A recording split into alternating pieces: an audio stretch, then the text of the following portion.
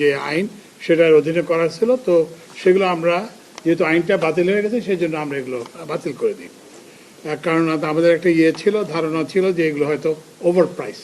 তো আমরা we have been ভিন্ডিকেটেড, এবং আমরা এই যে প্রত্যেকটা এই যে এখানে যে 12টা প্রকল্প আছে, এই 12টা প্রকল্প প্রত্যেকটাতেই আমরা 2-3 সেন্ট করে দাম পার কিলোওয়াট আওয়ার 2-3 সেন্ট করে দাম কম পেয়েছি।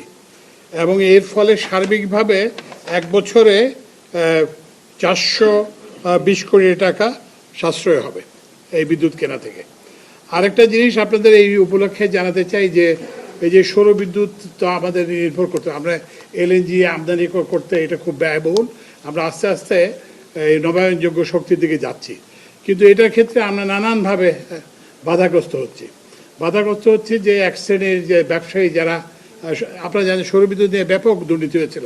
আপনারা জানেন কিনা কাজের বিনিময়ে টাকা, কর্মসূচির খাদ্য না টাকা, কর্মসূচির ওখানে সোলার প্যানেল স্থাপন করা ছিল, এগুলো কোনোটাই পাওয়া যায় না।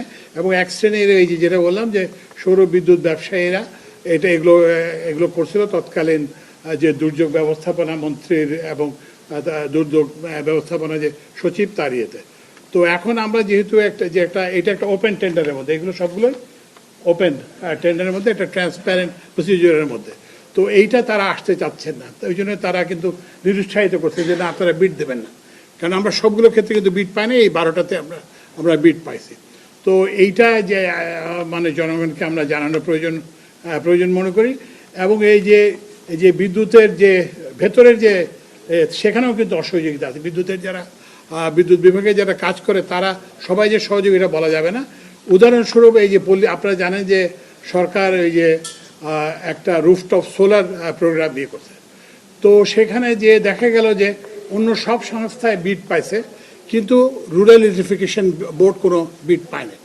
তো তখন আমরা এটা অনুসন্ধান করলাম, এটার কারণটা কি দেখা গেল যে এইটাকে নিরুৎসাহিত করার জন্য ওরা ওখানে একটা ট্রান্সফরমার বসানোর রিকোয়ারমেন্ট করে দিয়েছে, যা কি বলে যে করাপ্ট এবং এই দুর্নীতি যুক্ত প্রক্রিয়া থেকে একটা দুর্নীতি মুক্ত প্রক্রিয়ায় যাচ্ছে। এবং আপনারা দেখছেন যে এই 12টা প্রকল্পেই কেবলমাত্র 420 কোটি টাকা বাৎসরিক সাশ্রয় হবে।